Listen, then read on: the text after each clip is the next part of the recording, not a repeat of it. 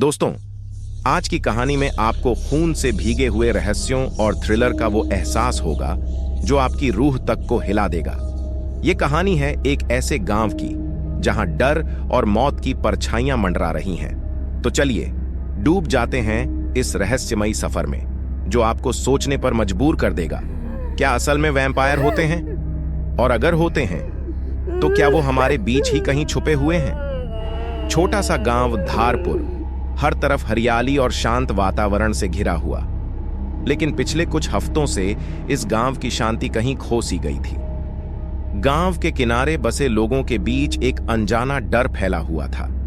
यह डर अकारण नहीं था। गांव में पिछले कुछ दिनों में हो रही रहस्यमयी मौतों ने सबको बेचैन कर रखा था। पहली मौत 3 हफ्ते पहले हुई थी। रामलाल, जो गांव के सबसे पुराने निवासी थे, की लाश एक सुबह उनके घर के बाहर मिली थी। किसी को समझ नहीं आया कि उनकी मौत कैसे हुई, लेकिन उनके गले पर 2 गहरे घाव थे, जैसे किसी जानवर ने हमला किया हो। लाश को देखते ही गांव के लोग हिल गए थे, लेकिन रामलाल की मौत को सभी ने दुर्घटना मानकर अनदेखा कर दिया। दूसरी मौत 1 हफ्ते बाद हुई। इस बार शिकार हुआ राधे श्याम, जो गांव के ही खेतों में काम करता था। उसकी लाश भी गांव के बाहर मिली। वही गले पर गहरे घाव और शरीर में खून की एक भी बूंद नहीं। अब गांव वालों में खौफ का माहौल बन गया था। कोई नहीं समझ पा रहा था कि यह सब क्या हो रहा है। गांव के मुखिया रघुनाथ ने पंचायत बुलाई। सब लोग डर के साए में बैठे थे। कोई भी कुछ बोलने की हिम्मत नहीं कर पा रहा था। रघुनाथ ने गांव वालों से कहा, यह कोई साधारण मौतें नहीं हैं। हमें इस मामले की गहराई से जांच करनी होगी। शायद गांव के बाहर से कोई अजनबी आया हो जो इस सब के पीछे है। रघुनाथ की बातों पर सहमति जताते हुए सबने फैसला किया कि रात के समय गांव के चारों ओर पहरा लगाया जाएगा। लेकिन इस सब के बावजूद अगले दिन एक और मौत हो गई। इस बार शिकार हुआ गांव का युवा लड़का, जो रात में पहरा दे रहा था। अब तक गांव में पूरी तरह से डर का माहौल बन चुका था। लोग अपने घरों से बाहर निकलने से भी डरने लगे थे।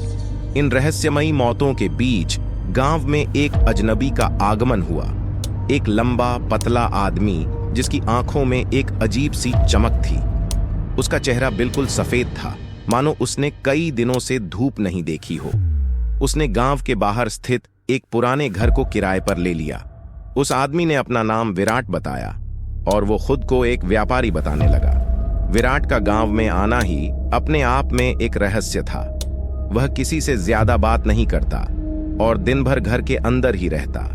रात में ही वह बाहर निकलता और गांव के चारों ओर घूमता रहता। गांव वालों ने उसे अजीब नजरों से देखा, लेकिन किसी ने उससे ज्यादा सवाल नहीं किए। वैसे भी गांव के लोग अपनी मौतों के डर से जूझ रहे थे।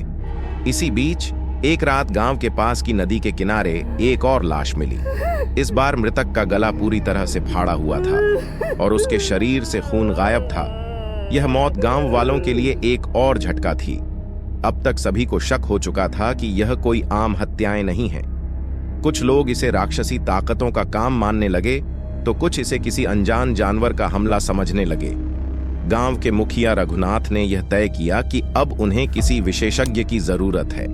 वह शहर गए और वीरेंद्र नामक एक प्रसिद्ध जासूस को इस मामले की जांच के लिए बुलाया। वीरेंद्र अपनी तेज बुद्धि और साहस के लिए जाना जाता था।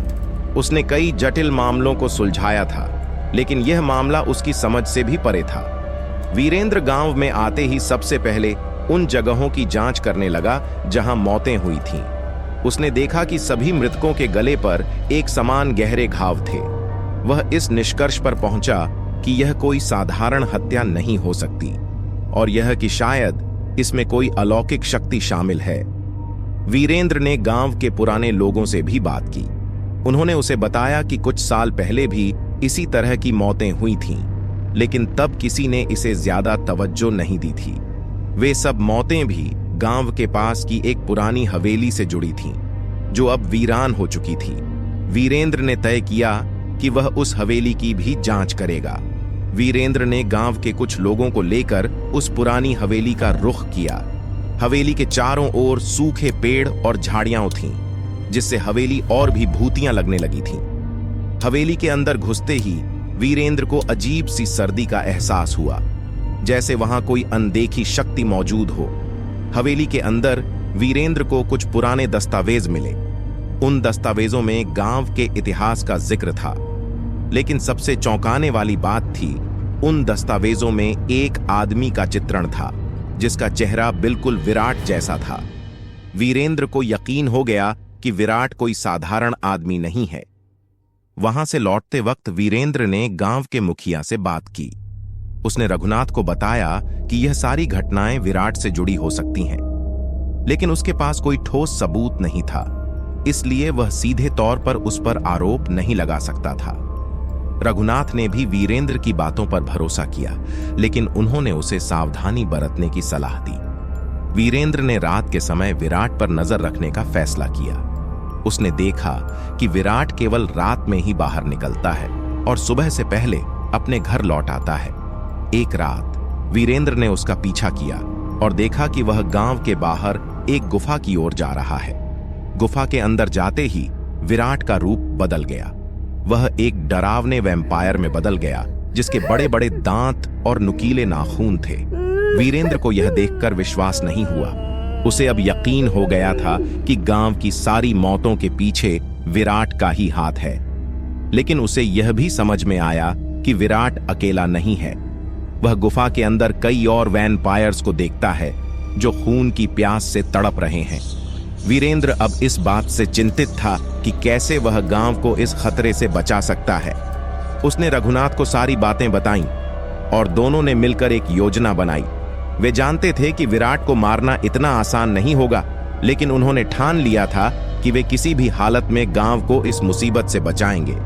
अगली रात वीरेंद्र और रघुनाथ ने गांव के कुछ साहसी लोगों को साथ लेकर गुफा की ओर रुख किया। उनके पास मशालें, तलवारें और कुछ पवित्र चीजें थीं जिनसे वैम्पायर्स को मारा जा सकता था। जब वे गुफा के पास पहुंचे तो विराट ने उनकी आहट को महसूस कर लिया। वह अपनी पूरी ताकत के साथ उन पर हमला करने के लिए तैयार हो गया। एक भयंकर जंग छिड़ गई। विराट अपनी ताकत का प्रदर्शन करते हुए वीरेंद्र और उसके साथियों पर हमला करने लगा, लेकिन वीरेंद्र ने अपने साहस और बुद्धि का इस्तेमाल करते हुए उसे मात देने की कोशिश की।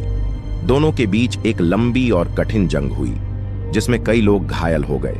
अंततः वीरेंद्र ने विराट के दिल में एक पवित्र तलवार घोंप दी, जिससे वह दर्दनाक चीख के साथ धराशायी हो गया।